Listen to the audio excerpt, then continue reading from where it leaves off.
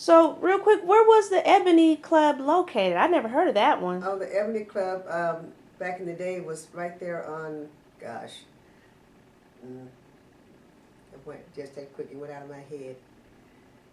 But it was on Madison, and it was, I think it was pretty close to 14th, where the Okay. bank is now. In that area. Closer to downtown then. Awesome. But it didn't matter that it was that close to downtown.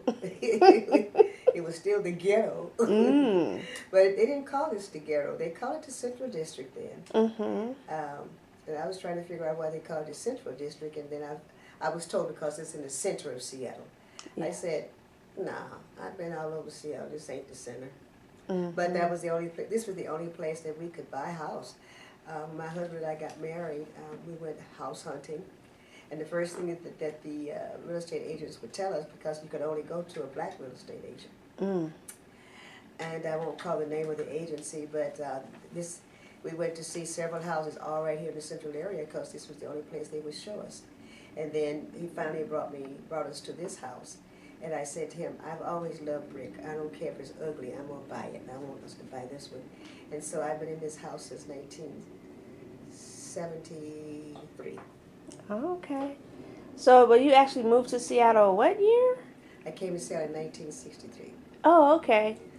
And you were with Continental Trailways. yeah, came up a young single lady and fell in love and got married here. Almost instantly. Wow, how fortunate. Yeah, it was, and it just turned out that his mother was raised them the same way my parents raised me, and so we had the same values. And I just went to the church because I was accustomed to go to church on Sunday morning because my father was a pastor, etc., etc. And I went to this small church right on the corner of 17th and Fair called True Vine Baptist Church. And I went in and I stumbled over, there was a church was packed with young people my age. And I stumbled over somebody's foot, and then it turned out that I married the guy's foot that I stumbled over.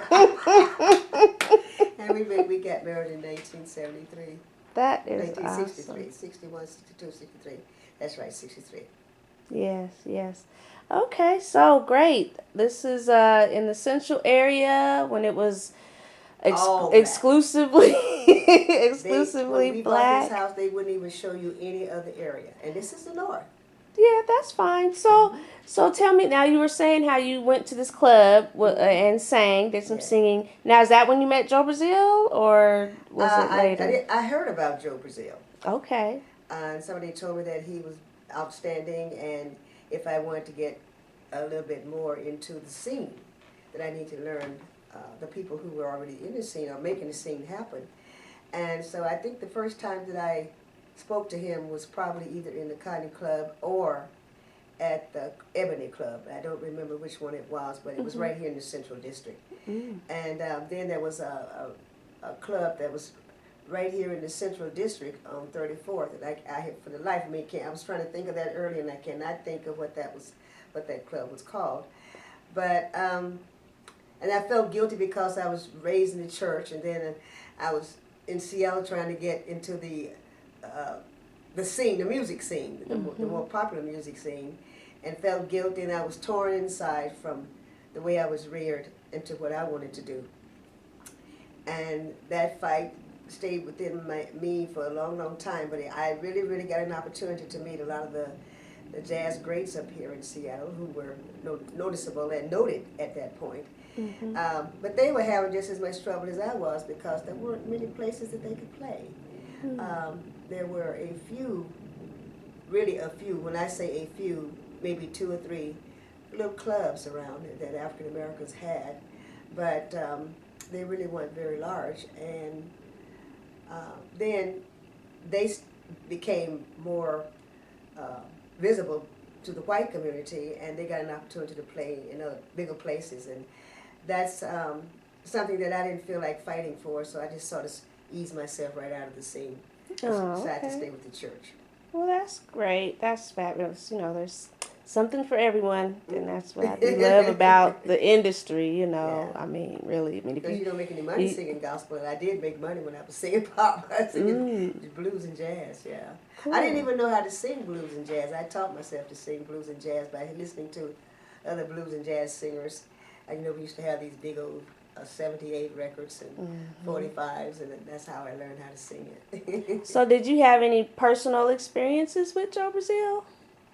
Like when you actually, I heard you say that you needed to meet him and see where he was, and he knew what was happening. So did he hook you up with songs? Not songs, but maybe performances, or play with his big band, or did he have any influence on your secular singing, be it that it was small and short-lived, but was there any guidance there for your secular music career? He told me once, he said, Pat, and everybody started calling me Pat up here because they couldn't pronounce Patrinell. So I just told him, just call me Pat.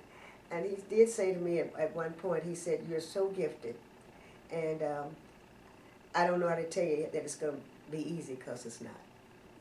He said, you have to be tough. So at that point, I was introduced to a woman named, oh my goodness, I was talking about her yesterday. But at any rate, her name would come back to me. And she fell in love with my voice. She heard me at one of the clubs. I don't know which one was the Ebony Club or whichever one it was. And she fell in love with the voice. And she said, you need a manager, and I want to be your manager. Lavera Clark was her name. Okay. And so Lavera started advertising me, not like on TV and radio, but she'd tell people, I got this young singer, she's really good, you need to hear her sing. And I even went on the road for a while. I didn't like the road. After 3 or 4 days, I was ready to come back to Seattle. But she had lined up engagements from here to Portland, and here, Tacoma and Portland. And I decided that I really didn't like that lifestyle, because it was just hurry, hurry, hurry, get up and go, get up and go, get up and go. And I didn't like being rushed around from place to place, because I wasn't used to it. I sing in the church, you go sing on Sunday morning, and that's basically it, this kind of thing. But then you was singing every night, and I didn't know how to breathe properly so that I didn't get hoarse from all the singing, because you had to rehearse it, and then you had to perform it. And then a lot of times those places might be smoky and all that. It was very, very smoky, and I hadn't been around cigarette smoke, and I have asthma. And so you know that asthma and cigarette smoke do not go together. And I decided, after being out there, I even made a little 45. It's called, one side is called I Let a Good Man Go, and the other side is called The Love Affair, which my manager, who was Lavera Clark, and I wrote together. And it actually went very high. They used to have a little, what they would call it is trying to see whose record would get more airplay. Yes. Because there's always been a black radio station here. I was on KYAC as a gospel jock for many years, until, of course, it went bankrupt. But and so the people that I knew, Joe Brazil and that whole section of people at that point. Vivian Phillips, I think. Was Vivian Phillips there? Vivian Phillips was one of the younger ones. That came on the scene, because she's much younger than I am. And but she became very, very good on KYAC, and she became the program director at one point there. And but at that time, after I had been out there struggling for 5 or 6 years, I was sick of that. I said, forget this, I'll just stick with the church. And that's when I just hung up my R&B stuff and and said, that's enough of this, because it was hard. There were no places for us really to sing.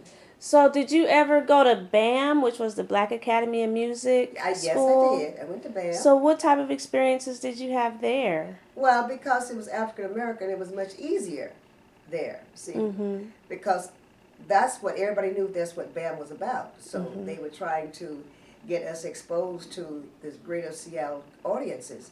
But although it's the North, it was very, very hard to get the attention of any other community other than our own. Wow. And but at some points, I was asked to sing from time to time in the white community, and people loved it. But then sometimes the white club owners would get criticized from other white club owners and say, well, you had to let that come in here and sing. But whenever I would go into one of their clubs, they were packed. But I didn't get to do it very often. And I after a while, you get tired of being demeaned. Yeah. And I finally said to Lavera Clark, who became my manager, I said, I can't take any more of this. I'm just going to go back to what I know. Wonderful. And she said, oh, Pat, you have so much potential. Let's keep going. The doors are going to open for you. I said, well, I've been doing it now for 3 years, and I don't like the doors because they're very tight, and they're locked on the other side. You think it's open, but it's locked.